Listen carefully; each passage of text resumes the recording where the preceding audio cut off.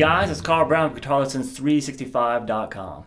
Today's guitar tone series, we're going to take a look at the solo tone that David Gilmour uses in the song Time off of Dark Side of the Moon.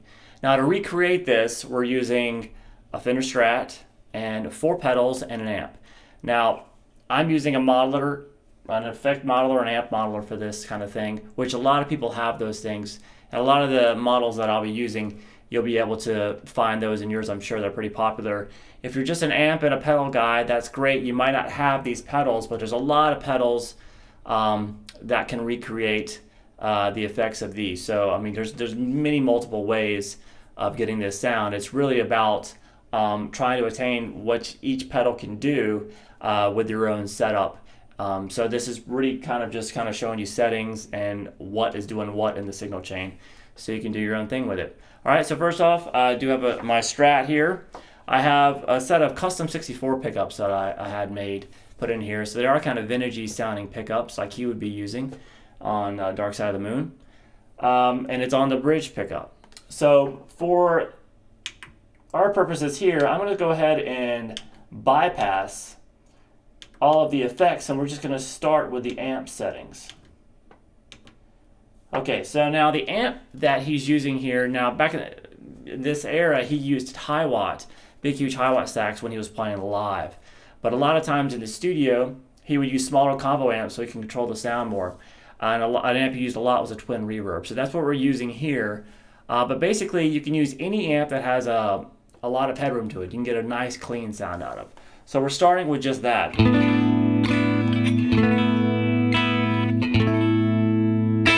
All right, so nothing very intense here. I basically have the amp settings. I have this twin reverb model that's the bass at 12 o'clock, the mids at 1 o'clock, and the treble at 11 o'clock.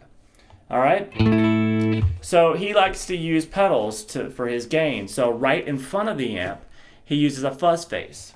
So I'm going to enable that now. If I can get over to it here. Now we have our fuzz face right in front of the amp.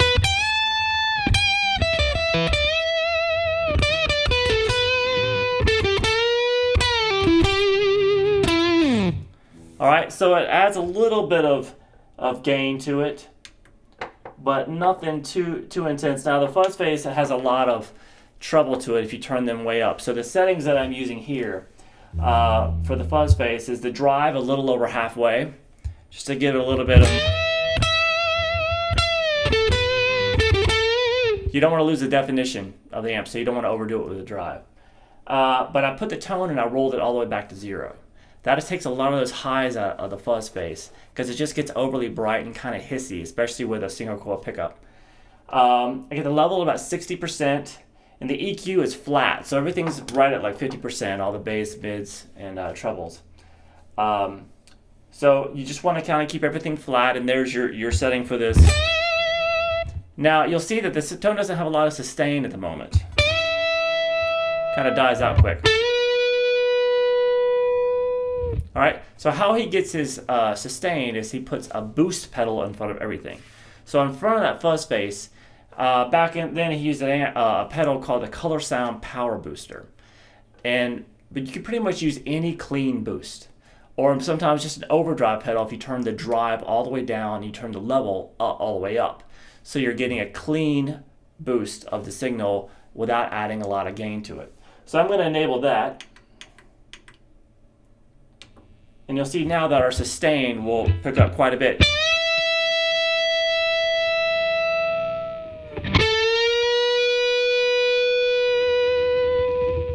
All right, so the tone is still there. It's not overdriven with gain now that we have basically 2 gain pedals side by side. The first one is acting as a boost. Now, like I said, he used the Color Sound Power Boost, but there's other pedals that a full tone boost. I'm using a model of the Chandler tube driver model for this. I just have the level at 10, I have the drive at 0, and for the tone, if you have that on your boost, just roll the highs off a little bit. It helps take even more highs off of the fuzz face because you don't want to add any more to it. And there you go.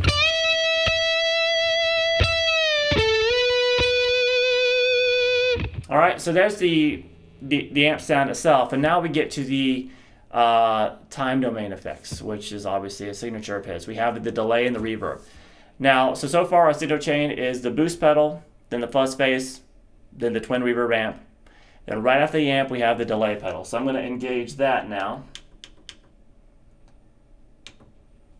Now the delay is obviously important. You can use an analog delay or a really warm digital delay. It really doesn't matter. He uses a bunch of different delays. So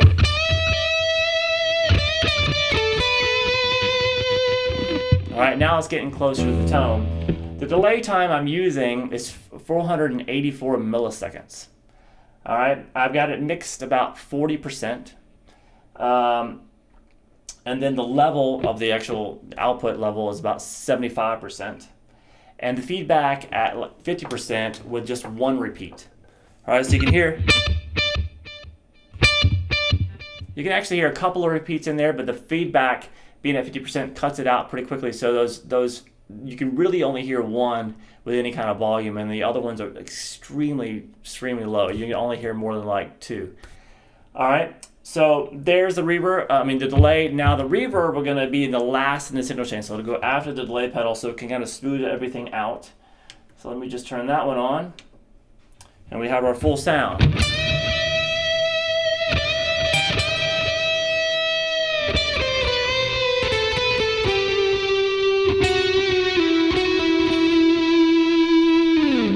All right, so what we're going to use here is, once again, a decent delay pedal with a medium room reverb setting on it. All right, so pretty much all of them will have that, just a medium reverb. The time I'm using is 2.2 seconds. Now, a lot of times when you add reverb, it adds a lot of high end to the signal. So you're going to want to do, if there's a tone cut or a high pass, low pass thing on the EQ, I do a high cut at like 4,000 hertz. So that way you've got some of those highs taken out of that reverb. And the level's about 75%, the mix is 50%, and the input gain is 100%. Now all of this is going to be on all these levels that I have here. You can just download the PDF that comes with this that has all this written out for you, so you're not memorizing all this.